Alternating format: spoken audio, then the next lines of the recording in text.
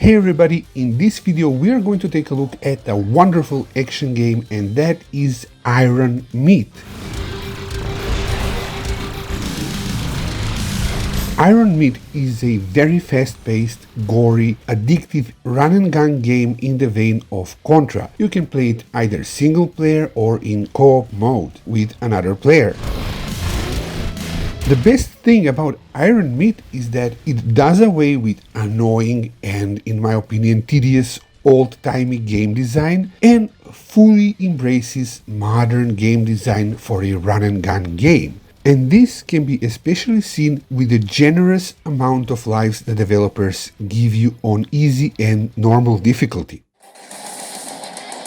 Iron Meat is an excellent example of what modernizing the run-and-gun genre of games should be like. It's less about repeating the same thing over and over and forcing you to learn the game that way, and more about finding joy in just running and gunning your way through the different stages and learning them by simply replaying them because you find them fun. And when you feel that you've mastered the stages well enough, you can then move on to the hardest difficulty level, which happens to have the least amount of lives. Iron Meat is not an overly difficult game, especially not on normal difficulty, and it does everything a run-and-gun game should to be as accessible as possible, meaning that, for example, when I was a kid, I really enjoyed Contra. Now, Contra in and of itself isn't overly difficult, but its difficulty for me would often come in the fact that I simply could not see the bullets the enemies shoot at you most of the time. They would just blend with the background, they were too small, they were too hard to see for me, personally.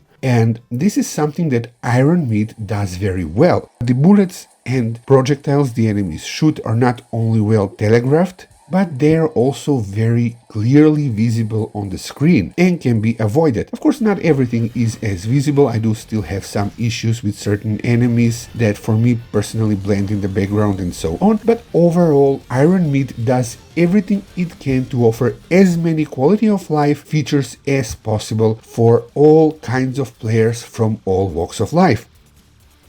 The different difficulty levels vary in enemy behavior, enemy strength, and in the number of lives you are given per level. This is very important because you are given 30 lives on easy difficulty, and let me tell you, I really love playing the game on easy. It's just pure joy for me to play the game on the easiest difficulty. It's still challenging, and I have so much more room for mistake. On normal difficulty, you still get a whole lot of lives, and I can also play the game very comfortably on normal difficulty because the huge amount of lives that is given to me per level opens up many opportunities for me to mess up, for me to die if I haven't seen something on time, if I haven't been able to react on time, and I think that's exactly what solidifies Iron Meat as a wonderfully designed modern run-and-gun game. It truly, in my opinion, evolves the mentality behind run-and-gun games. It really is just so much more accessible, but it can also be very challenging for those looking for a more hardcore experience. Throughout the levels you will collect different power-ups, extra lives, and different weapons. If you happen to collect two of the same type of weapon, your weapon will upgrade and become stronger. When it comes to power-ups, you collect a barrier which shoots some kind of projectiles around you, destroying and damaging enemies on all sides, and a power-up that increases your weapon's firepower and firing rate. If you want to be a little strategic with your weapon usage, you should probably stick to your less powerful weapons throughout the levels, because if you die to something dumb, you will lose your currently selected active weapon. You can easily switch between weapons on the fly with the press of a button. Now, when it comes to controls, Iron Meat is absolutely phenomenal. What I mean by this is that you can shoot and run at the same time, but you can also shoot in different directions. If you want to stand and shoot without moving, you can easily do that with a press of a button. You will be doing all this absolutely seamlessly without even noticing. The controls will become second nature in no time at all. And it's not just controls that are excellent in this game, but also hitboxes. The developers clearly understand how to do hitboxes properly in this game so that the player can easily avoid getting hurt or dying even if they're in close proximity to enemies or obstacles. This is absolutely crucial to making high quality, high-end action games such as run and gun games, platformers, or shoot 'em ups. Speaking of shoot 'em ups, often run and gun games such as Contra, the Terrican games, and so on try to break up the monotony by inserting other game genres in some of their levels. Iron Meat doesn't do this. It sticks to its side-scrolling linear run and gun formula from beginning to end. I think that it works perfectly well for Iron Meat because even though all of its levels follow the same run and gun formula, they are so action-packed, so fast-paced, so dynamic that honestly they never feel boring or monotonous, at least not for me. Visually, Iron Meat is an absolutely gorgeous looking pixel art game. You can choose to play it with or without a CRT filter, and it looks amazing both ways. One interesting thing about Iron Meat's visual design is the fact that the game is a very dark game and all of its levels tend to have pretty much the same color combinations. Yet somehow I don't find that boring. All levels use the same dark greens, dark blues, grays with red accents. In my opinion, the reds could have been a little bit more vibrant and brighter to be more accented, but they are fine the way they are. What I find very fascinating is, even though all levels have a similar look at a glance, they are actually very different and they all look absolutely gorgeous. They all use these same darker, more moody colors, which normally I find usually boring or not all that appealing, but it just works wonderfully for this game. And the great enemy and boss designs only make things look even better.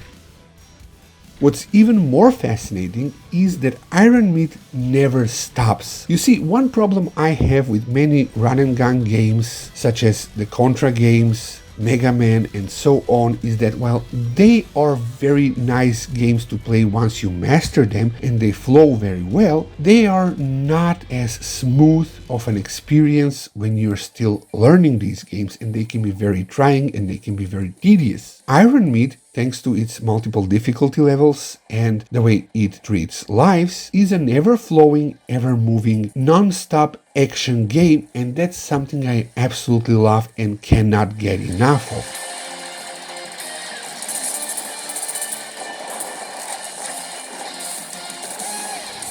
And that right there, combined with its amazing metal soundtrack, makes it feel like something straight out of the 80s. And to make things even more 80s, the game starts with an absolutely amazing animated intro that resembles 80s or early 90s animation. It's just phenomenal. There are certain extras in the game, such as a mirror mode, which reverses the level layouts. You can also collect all kinds of skins for your playable character, and so on, but ultimately none of that stuff matters all that much to me. I personally enjoy some of these skins, and I think the skin system is a nice addition overall to the game. But I don't care about all this stuff all that much, because the core game itself is more than enough for me. It's just incredible. Iron Meat is one of my absolute favorite action games, run and gun games of all time, and guys, I couldn't recommend it enough. I love its simplicity, I love its dynamic nature, and you can play it on just about any platform, so whatever you buy it on, you will have a great time with it because all versions of the game run the same. Now, I am severely disappointed at how difficult it ended up being getting the Switch physical version. If you missed the pre-order like I did, you had to buy the PS5 version, and I'm not a fan of having this type of game on the PS5. This is something I want to have on the go on the Switch in physical format. Now, of course, I have the game on Steam. I'm going to buy it digitally on Switch, but I had to buy the PS5 physical version. I hope another re-release that is not limited happens eventually for this game, so that we can buy a normal, non-limited Switch cartridge eventually. All I can say is that you really definitely owe yourself to play this game because it's just so good. Absolutely amazing, action-packed, very addictive run and gun experience that you can play either by yourself or with a friend.